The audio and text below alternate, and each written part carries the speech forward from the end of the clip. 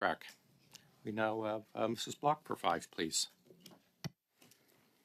Thank you very much, Mr. Chair. And I'm going to circle back to some of the questions that my colleague was asking in regards to who from the government would have contacted you for these contracts. And I know you provided us with a name for a contract, and you stated that it was Angela Durgan from PSPC who had signed off on an email. I think that was in regards to the first contract that you had received.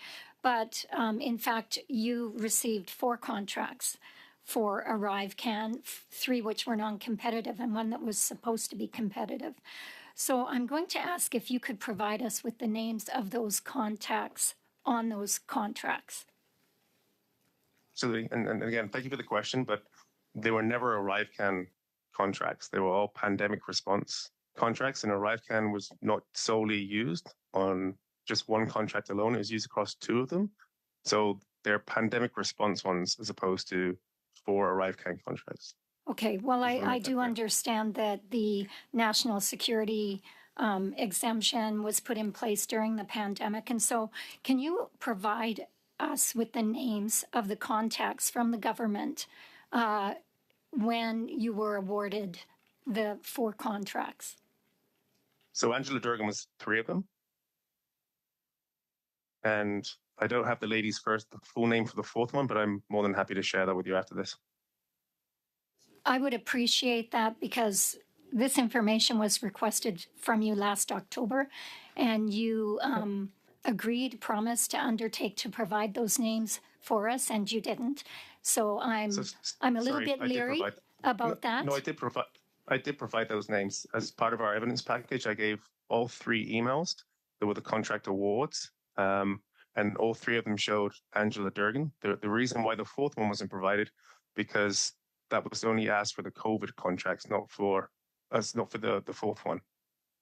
Okay, so we're going to make was provided. So we're going to make a distinction in regards to your contracts as to whether it was the pandemic, COVID, or arrivecan. I got that. So you will provide National security exemption. Yes, national security exemption, absolutely. So you have agreed to provide us with the name of the other individual that you were in contact with. Yes, I will. Thank you very much.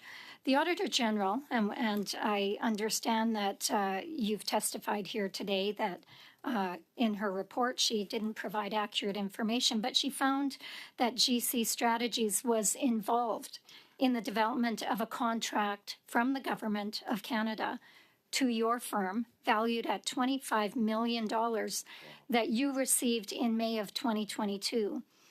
Who did you communicate with from the Government of Canada while you were helping to create that criteria? So first of all, the committee has subpoenaed me here to speak on behalf of things that I can talk about.